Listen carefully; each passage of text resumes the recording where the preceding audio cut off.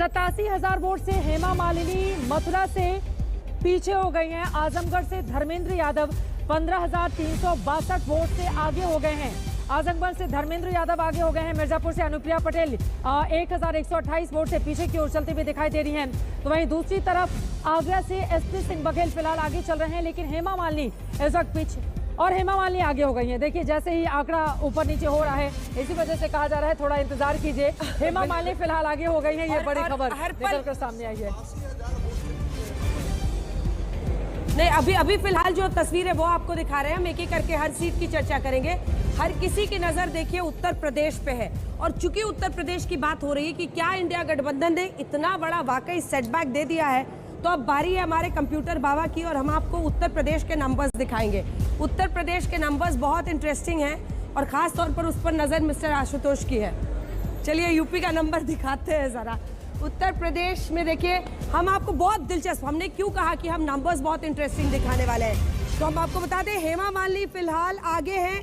87,789 vote से हेमा मालिनी आगे चल रही है मथुरा में, तो उनकी लोकप्रियता वहां पर बरकरार दिख रही है। थोड़ा सा और इंतजार करना होगा, वो गलती हो गई थी जो हमने आपको खबर बताई थी। आपको बता दें हेमा मालिनी 87,789 वोट से फिलहाल आगे चल रही हैं मथुरा में। अब आ जाइए उत्तर प्रदेश पर। उत्तर प्रदेश में हम आपको बहुत दिलचस्प तरीके से दिखाने वाले हैं कि स्विंग कैसे हो रहा है, और जो यहाँ पर समीकरण है वो हम आपको दिखाएंगे। सबसे पहले हम आपको दिखाते हैं महारथियों की बात से भी पहले हीट मैप। हीट मैप क्या है? हीट मैप पे आप देखेंगे कि वोट परसेंटेज में जो 0 to 10% है उसमें एक सीट है इंडिया गठबंधन की। जो ज्यादातर 10 से 25 वाला वोट शेयर है उसमें 2 सीटें हैं इनकी। और वहीं जब 25 से 40 की बात होती है तो 25 से 40 वाले में आप देख रहे हैं 27 यहाँ पर है वोट शेयर में, 17 सीटें हैं।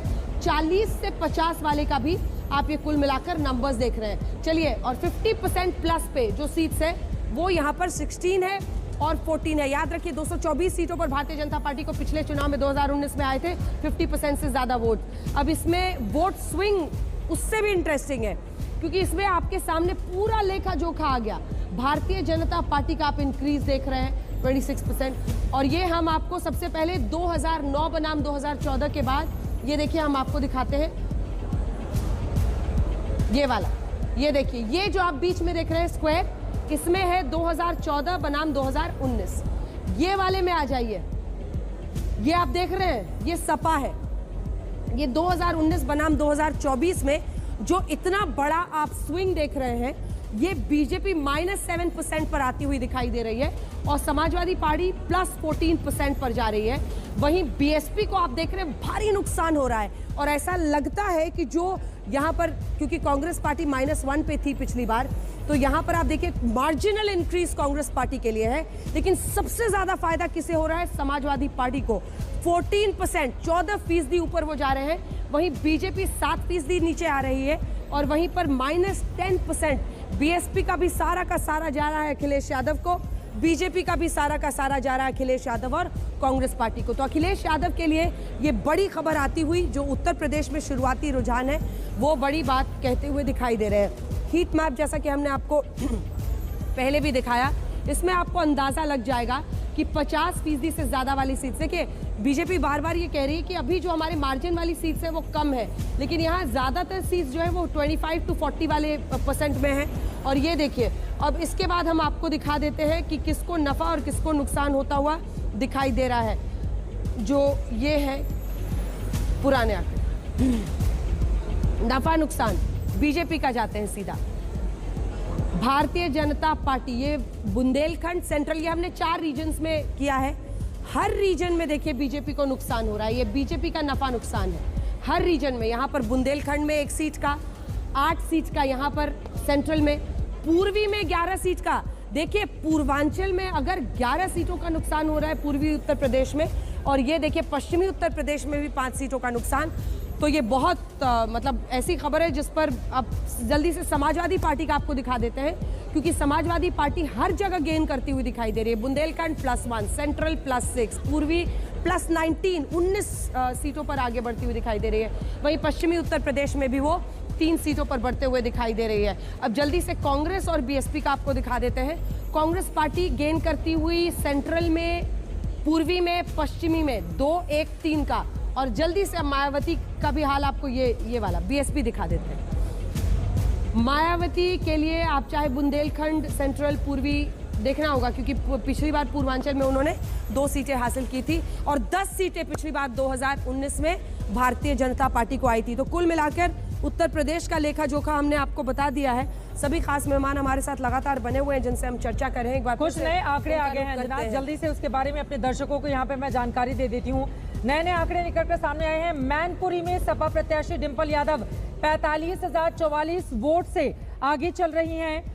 यहाँ पर बड़ी खबर यह है, मैनपुरी से डिंपल यादव आगे चल रही हैं और बाकी जगहों के भी आंकड़े निकलकर सामने आ गए हैं। उसके बारे में जल्दी से अपने दर्शकों को जानकारी दे देते हैं। खासतौर से आपको बताते चले 29 सीटों पर बीजेपी की लीड मध्य प्रदेश को लेकर लगातार बनी हुई है। दिग्विजय सिंह 16,616 वोटों से पीछे चल रहे हैं। नकुलनाथ 14,049 वोटों से इस वक्त पीछे चल रहे हैं। छिंदवाड़ा की ये महत्वपूर्ण सीट है, लगातार उनका गढ़ बनी रही थी। 2019 उन्होंने जीत भी हासिल की थी। यहां से कई बार कमलनाथ जीते हैं।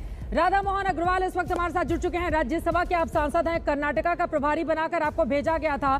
तो प्रिया स्नेह जी भी हमारे साथ कांग्रेस पार्टी की जुड़ी हुई हैं। राधा मोहन जी, आपके पास आते हुए, आप तो गोरखपुर से आते हैं, अब बताइए यूपी में ये हाल क्यों हो गया भारतीय जनता पार्टी का? राधा मोहन अग्रवाल जी। देखिए, अभी ये कोई हाल नहीं है। ये मुश्किल से तीसरे या चौथे राउंड की काउंटिंग चल रही होगी और अभी जैसे जैसे काउंटिंग बढ़ेगी, आप तो स्वयं गोरखपुर की हैं, ये सारा ट्रेंड सब बदल जाएगा।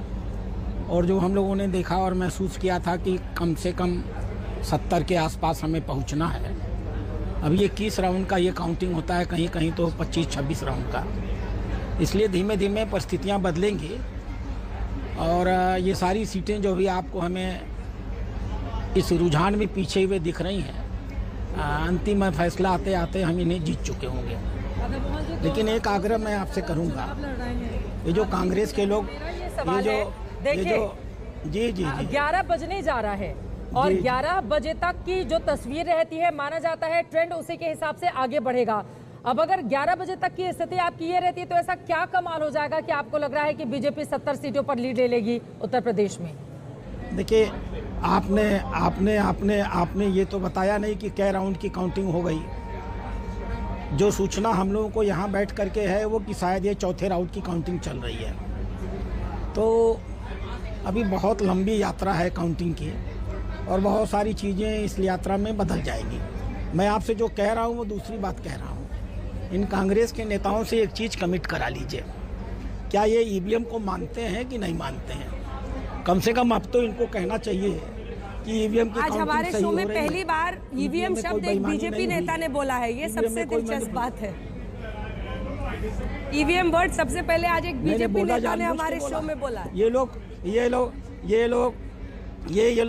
लोग रोते रहते हैं ईवीएम के नाम पर। अब अभी जीत रहे हैं तो कम से कम कह दें, क्योंकि बाद में ये हारने जा रहे हैं। जब हार जाएंगे तो फिर ईवीएम का रोना रोएंगे। तो अभी जीत रहे हैं, इनसे कमिट करा लीजिए कि ईवीएम सही है कि गलत है। ये तो कह दें कम से कम। अभी पूछ लेते हैं, दोनों से ये प्रश्न पूछ लेते हैं, क्योंकि